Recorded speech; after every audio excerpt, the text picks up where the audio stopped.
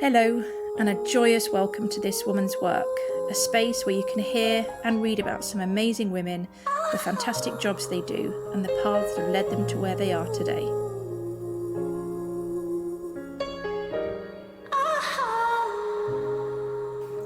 I'm here today with Katie. Hi, Katie. Hello. Could you tell the lovely listener what it is you do for a living? For a living. For a living. For a living. For a legit living. Yep. I own and run an estate agent called Attic. Which covers... Norfolk and Suffolk. Amazing. Not all of Norfolk and Suffolk, but yeah, South Norfolk, Mid Norfolk, some of North Norfolk, and down through into sort of North Suffolk. Yeah. Across to Southwold. Yeah. Down to about Woodbridge. Brilliant. Yeah. Okay. Before we go too far into that, we're going to chuck all the way back, and I'm going to ask about little Katie. What was little Katie into? What did she like? Little Katie was into... My grandparents got me into catering. Oh. Not because they were caterers, but because they were foodies. My grandma is still with us, and we still go out to nice restaurants. So when I was little, they would take me to places, and I used to always ask to go and have a look at the kitchen. Do you know, I used to go and ask to look at toilets. Did you? It's not at all the same, but that's what my mum claims anyway. Really? Yeah. You always used to be fascinated by toilets. Well, I was fascinated by the kitchen. That's so I way cooler. did a stint of, not chefing, but I did a lot of hospitality work.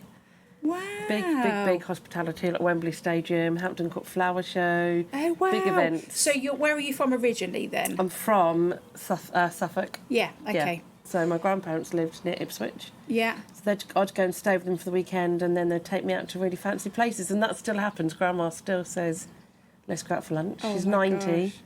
Still wears Still into lipstick food. and clothes. Oh, my Still into gosh. makeup, clothes, food. Sure looks amazing. Yeah. Okay, so at school then, what were your favourite subjects and least favourite subjects? Drama, Yeah. Okay. English. I did social biology A-level. Oh, I didn't really like maths, right. which still is the case. Yeah. And still accounting is my least favourite bit of the business, Yeah. which is the biggest bit of business that I need to get more to grips with. It's my nemesis, So you really. don't love a spreadsheet. Well, do you know, when I sit down and do it and get into it, I don't mind it. It's the thought of it. Do you have to be a little bit drunk? Yeah. I do. Yeah. To work on Or Excel. sat with the accountant, and then I'm like, yeah, I know what I'm talking about, and I don't. And also be a little bit drunk. Always helps, doesn't it? Yeah. So accounts, I mean, you have to do them, don't you? You've got your business. So yeah, that was really my favourite things at school. Brilliant. Okay, and then so you just said A-levels were A-levels. Oh God, I've been around the houses. brilliant. So school, travelling, lived in Australia, did door-to-door sales for a mortgage company near Sydney. When? How old were you here? I was 19. So you'd finished College at this point. Finished A-levels. And what A-levels did you do again? Sorry, I you said did. social. Christ, this is so far back. I know. I did English A-level. Yeah. Performing arts A-level. Yeah. Social biology. That was the one. So what is social biology? So it's biology, but looking more at people. Like group? Yeah, people. Right, yeah, more about people. Okay. Yeah. And how they influence. Yeah, and the body Gosh, more that than sounds so interesting. Okay, and then. So you then you I took a took a gap year, travelled, and it ended up, it was just over a year. Travelled and then settled in Australia and worked near Sydney, because I've got loads of family. So my granddad, who we've already spoken about, he's Maltese. Oh, wow. And after the war, him and Auntie Helen came to England. Yeah. And the rest of his brothers and sisters went to Australia. So the Marmos are huge in Sydney and around Sydney. Right. Yeah. So then gap year, then back to England, to London. Did the first year. So I wanted to work in PR. Okay. So what A-levels did I tell you I did? Because I think I'm like... English, performing arts and social biology. Did you then go and do another one then?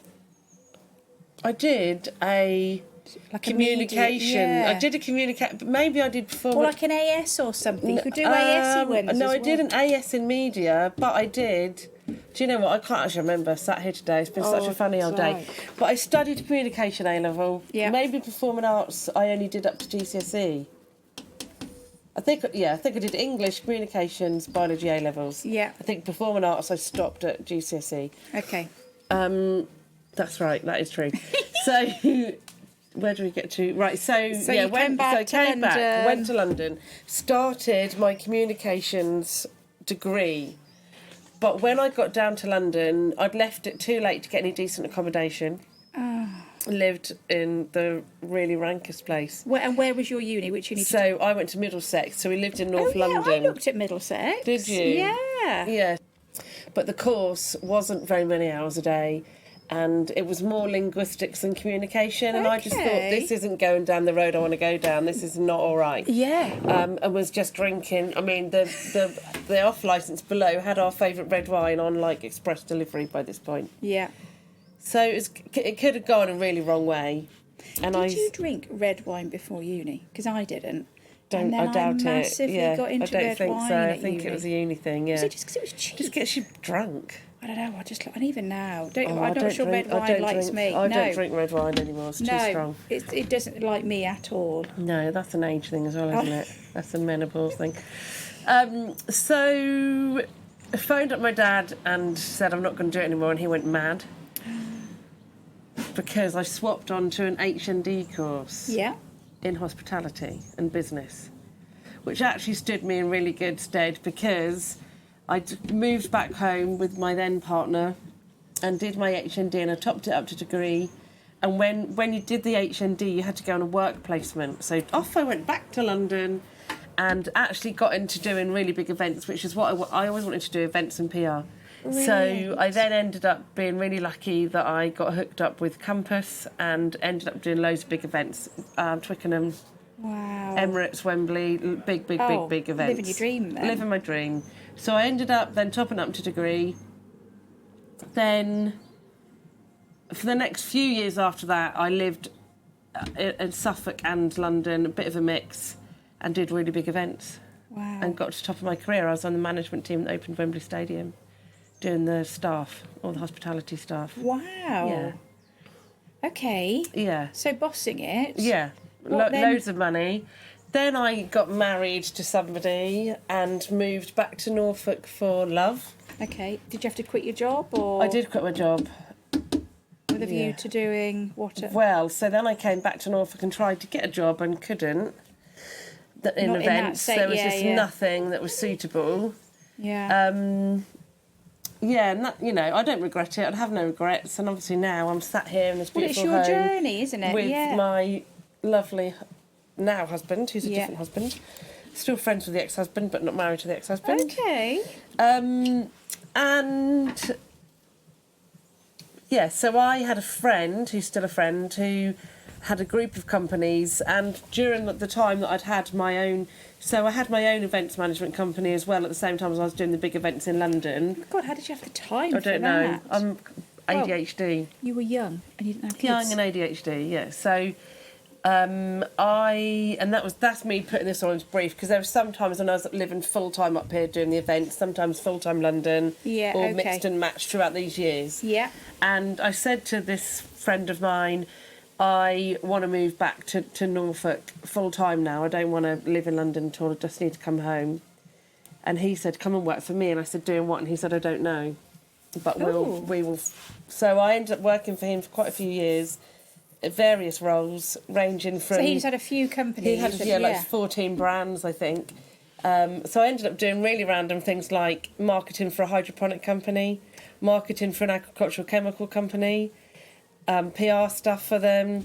I ended up putting legal bundles together if customers, there was an HMO company and there were complaints about that, and we had to backdate, look at the file, and I'd go with him to court. Honestly, that was the most varied, exciting time. Yeah, no 2 days were the same. No, and I learnt a lot. Anyway, he had an estate agent, and there was a sort of mass walkout one day of all of the staff because they'd had an argument with the director. And at that point, I was doing the marketing for all of the brands, and I'd just had some business cards ordered for somebody. Took them over to that, because it's in a separate building, and there was one person sat in there, this new manager I'd got the business cards for, and all these phones going, and I was like, wow, do you want some help? Like, you're clearly really struggling. And I'd never done it before, jumped on the phones, and that was the beginning of my estate agency career. Wow, because you just loved it. Yeah. And then within 6 months, I was running the whole estate agency for him. And that was just one? It was HMOs, residential sales, commercial sales, lettings. How did you know how to do that in 6 months? I have no idea. That's how But you were running it successfully? Yeah. That's how I roll. So you just asked a lot of questions? Just worked it out. Yeah, figured it out. I'm a blagger. And a woman. Yep. And I loved it, and I worked bloody hard. Yeah, I was going to say. I just worked hard. I've always worked hard. I'm a workaholic. Okay. Less so now, but I've always been a workaholic. Okay. So how long were you doing that for after that then? I was with him for quite a few years, and that's when I met Mike. Wow. And then I was like, I've got this idea about starting up a company where we go into properties and people have died or gone into care, and we work with the family and we stage it for sale, clear it, and then market it. Yeah. And for a long time we did that, and it was just me and Mike. Wow. And we would place the instruction with a local estate agent depending on where the listing was. Yes. And then as it grew, time went by, we got older. This is 10 years ago now. Mike's 10 years older than me. He would put his heart and soul into the house clearances, and he would just be like a Trojan for the day. He would start it, and I'd be like, Mike, come home. And it'd be like 10 o'clock at night. Were you sorting all the stuff out then as well? Yeah. Is Mike a bit of a hoarder? Yeah. Does he like stuff? We've got a barn full of it.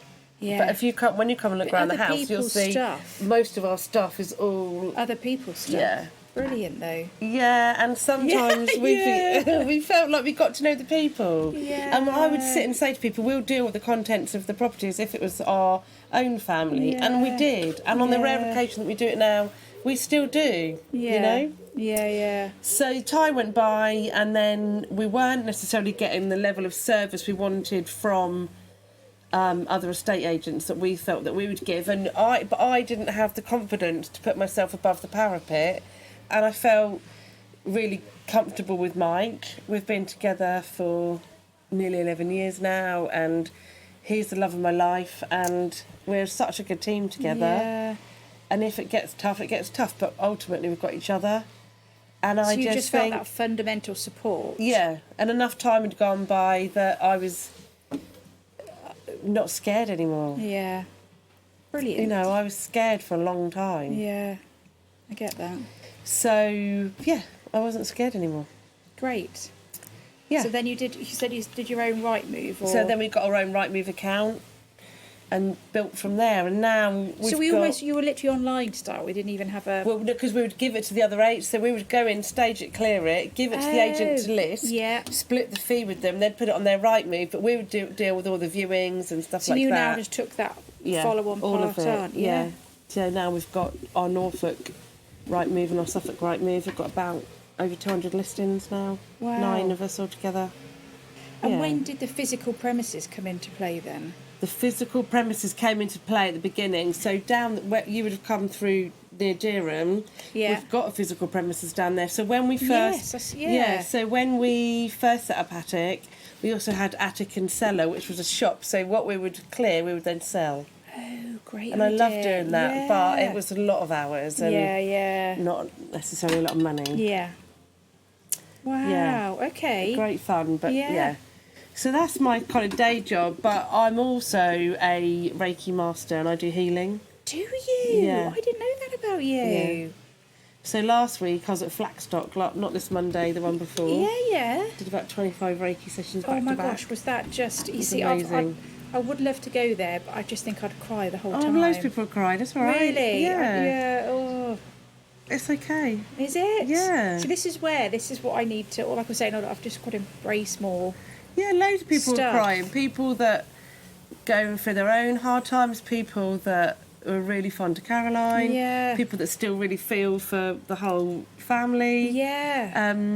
It was all right to cry. It was great because it was just like the best environment you can ever imagine. Yeah. Of people that were there was just such a healing, caring, loving environment. Wow.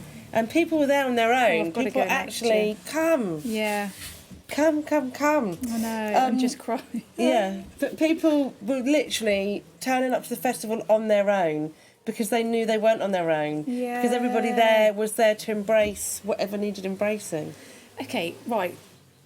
Aside of me crying, when did the Reiki come into it then? That came into it when I was about 25. Okay. Yeah. So you went for Reiki, or? Yeah, when I set up my event management company, I went and worked in a holistic therapy centre to do their reception. Right. And a man came to do some Reiki there, like Reiki training, and he came near me and said, "Oh, you need to be in the Reiki course because you're a natural healer." He just came up and said it. And how were you with that? I was like, okay. I mean, I've always liked spiritual stuff and been that way inclined, hence why I was happy to go and work on the reception there. Yes. And ever since a child, I used to see things and talk to things and... Yeah, my mum would try and get in the car and I'd be going, "No, you're sitting on zippers!" And I'd be screaming. She'd have to move and come sit in the back with me sometimes. Oh, how lovely that she did, though. I know. Do you know what I mean? Didn't go all ridiculous. Oh, no, my mum and dad are really spiritual as well. Oh, how lovely. I know you have a little life in you yet. I know you have a lot of strength left. I know you have a little life in you. Okay, so then you did it then? You went and did a Reiki course? Yes, I did Reiki 1, Reiki 2, and then my master level. Wow, and we're practising, or...? Yeah, I practice, yeah. But with my Reiki, at the moment, I mean, to do it more full-time would be something I dream of doing one day. But for now, I do things like Flackstock, or I help friends or family that are in need. Yeah. And I don't generally charge for it. I just do it for people close to me that... Well, and also just because it's good for your I soul. love it. I love it. I love giving back. Oh. Yeah. And then did the healing just organically came as a part of that, or is that part of the healing? So I think I've got a womb disease. Okay. So I'm waiting for a hysterectomy. Oh, right, And before COVID, I healed my womb with my own Reiki and with another lady that was doing womb massage and reflexology. Oh, wow. So healing's always been... I'm massively spiritual, really into healing up, healing down, healing sideways, cycle breaking. Because it's been really tough having an estate agent the last couple of years. It's been really hard. Yeah, we had COVID where it was money for old roping away, and then the market turned and we were getting sales, completions taking ages to go through. Yes. It's been a trudge. So my default setting has been stressed a lot of the time, even if there's nothing to be stressed about. Yeah. It just becomes your persona. Because it's what you know, because it's that's just what you feel, and then you have to almost become comfortable. So then you have to learn to be comfortable to have joy again. I know. And you have to decide when you wake up in the morning. I decide joy. Yeah. And every time you go to the default, you have to catch yourself. I know. And it's sometimes, it's even a good idea to set an alarm on your phone every hour or 2 hours to check in how am I feeling. Yeah. Why? Is that feeling validated? Yeah. And actually, even if you think it's validated, does it really matter? Like what you're attached to that feeling to, does it really matter? Yeah. COVID taught many people to get boundaries back in their life and a work-life balance. Yeah. So they don't want to be working in the office until 7, 8 at night. But that is part and parcel of that. But it was. Yeah. And now they're like, well, I'm going home, my child needs feeding, or rugby club, or actually I just want to go walk my dog, or I want to go to the gym and feel good about myself. Yeah. I'm not a slave to my job. But we've got a really good team now. Yeah. That's the other thing, is getting the right balance of the team, isn't it? And not necessarily they're not good, but they're not maybe the fit for you and your brand. But now we've got incredible people. And so you two work together then? Yeah. Yeah, and that all works, does it? Most of the time. Yeah. Oh, Some days it's a bit... Oh, yeah, but that's the same with anything, though, isn't it? Rawsby. Yeah. Well, and guess definitely when it's stressful. Yeah, but we've got each other's back. It's So so one of the questions I always ask is what's next? And I want to feed in your Reiki healing into that. Yeah. And so I guess what's next is just to try and recoup from the estate agency At the minute, side. it's yes. We've got a little cottage down in Suffolk. We're renovating that at the moment. The next 2 years is just about focusing on family. So you've noticed it's quite busy with kids in there. Yeah. None of which are mine. One's my stepson. Yep, and one's my goddaughter. Yeah. They've descended, which is fine by me because Yeah, I've manifested this totally. Wow. Yeah, I've always wanted children. Wasn't lucky enough to have my own because of the womb disease. Got loads of nieces and nephews that I adore. It's my life. Brilliant. Wow. So for me, the next 2 years is about making sure that I'm here, there's food on that table, Yeah. they're happy, Yeah. they feel supported, Yeah. and we have a good laugh. Wow. The cottage is getting done up at the minute. Mike's in the middle of doing that up, and that's going to go on Airbnb. We were going to move into Norwich for a couple of years, but we've decided to stay here because we love this house so much.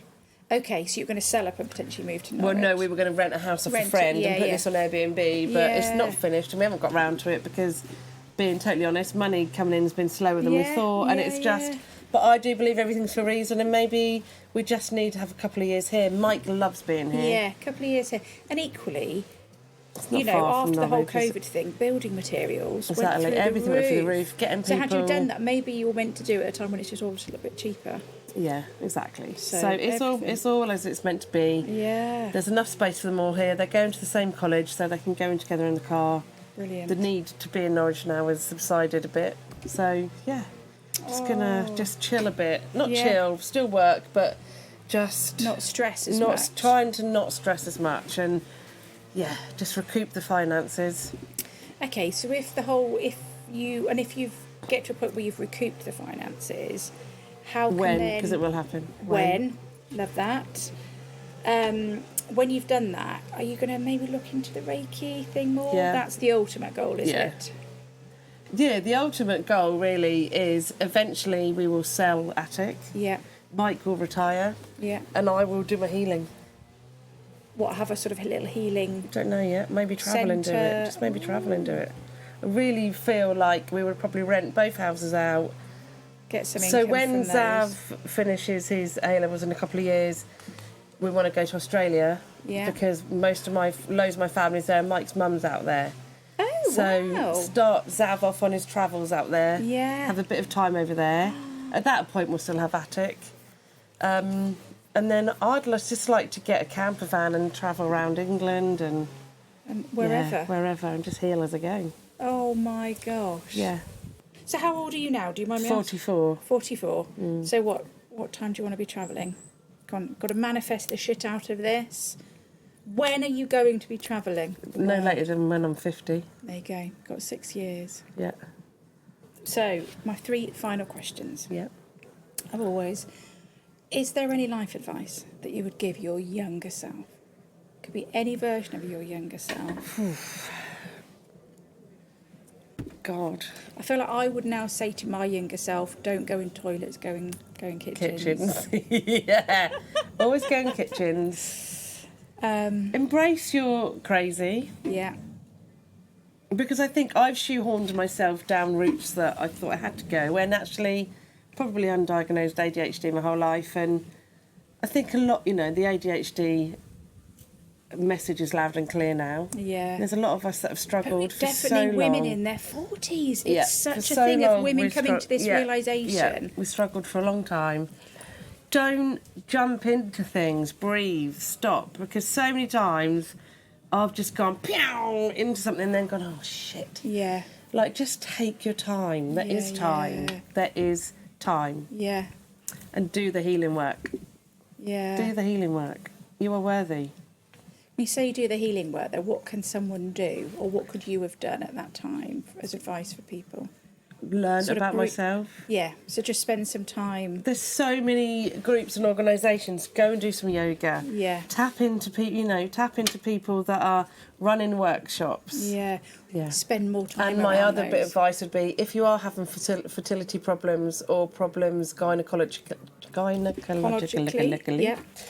just push the NHS to help you, Yeah. because I had misdiagnosed adenomyosis. And another thing, I feel like I was in this dark hole of undiagnosed, Things. so ADHD, and then the adenomyosis. Adenomyosis wasn't really a thing. They just thought it was fibroids. Now, Yeah, well, they've got to put you in a box, haven't now they? know, about adenomyosis. So I think I slipped through the net of life on a few things, but it's okay. Well, can I ask what the treatment for that is now? Hysterectomy. Right, okay. But if I had known about it, but also I think you can't, so I healed it. It's knowing that actually processed food, no. Alcohol, no. Exercise, yes. Loads of water, yes. Lose weight, really eat good foods. And womb massage. So Yeah. medically you can only have a hysterectomy, but womb reflexology, womb Yeah. massage, Yeah. Reiki, Yeah, all of that stuff, I did heal it. But I was nearly 40. yeah. And then COVID hit, then I couldn't keep up my treatment, so we missed the boat. Yes, But if I was yeah. younger and had known it, could have put all of that work in. Yeah. But hey ho, then I might not have been with Mike, because I might have had a baby with someone else. Yeah. Just don't know, do No. you? And I'm not bitter about anything. Because it's your journey. Yeah. Okay, my second question then is, what life advice or what advice do you think your older self would give you now? It's a Future me. 70-year-old, future Kate, a 70-year-old Kate, what would she say to you now? Make sure you do sell up and travel, because healing and travelling is your calling. Yeah. Well, maybe, yeah. So she'd say, should look back and go, you've got to just do it. Yeah. There you go. Yeah.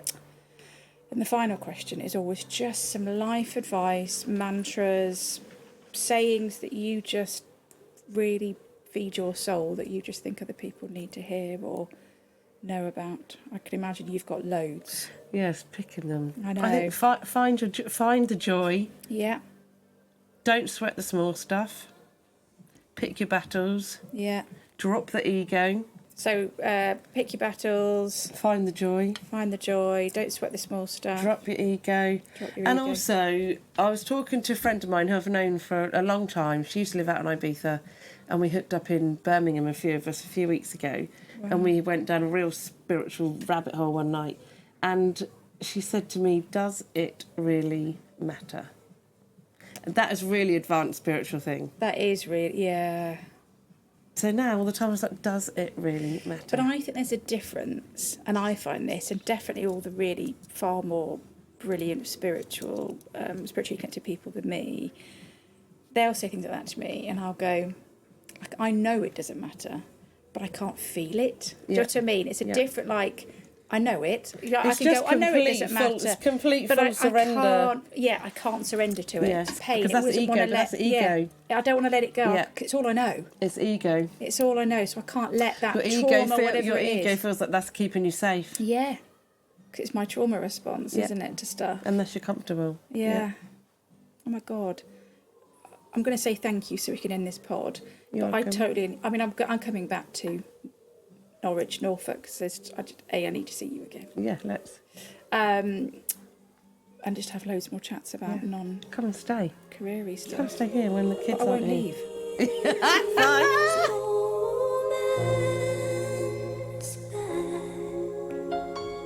If you would like to hear more about this chat, see some pics and read about how to get started in this industry and or this role, then please go to our website www.thiswomanswork.org.